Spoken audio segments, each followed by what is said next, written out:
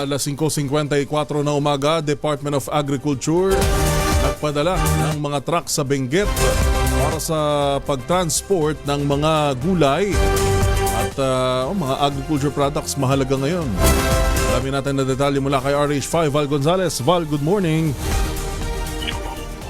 Good morning, Kuya Yuel. Nagpadala ang Department of Agriculture ng 18 truck upang matulungan na biyahe ang sobrang supply ng mga aning gulay mula sa Benguet. Ayon kay Agriculture Secretary Francisco Chulo Tinger, ito ay tugon ng ahensya sa problema ng mga magsasaka na nahihirapang iluwas at may beta ang kanilang ani dahil sa mahal na gasolina.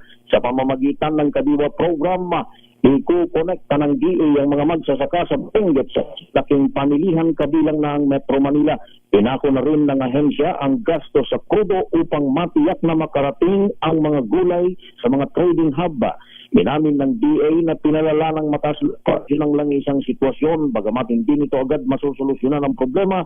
Sinabi ni Secretary Laurel na makatutulong ang inisyatibang ito upang mabawasan ang pagkalugi ng mga magsasaka. Samantala, asahan namang makukumpleto sa susunod na taon ang mega cold storage facility ng DA upang maiwasan ang parehong problema sa susunod na mga panahon. Ako si Val Gonzales, DJ sa Pilipinas, una sa Pilipino.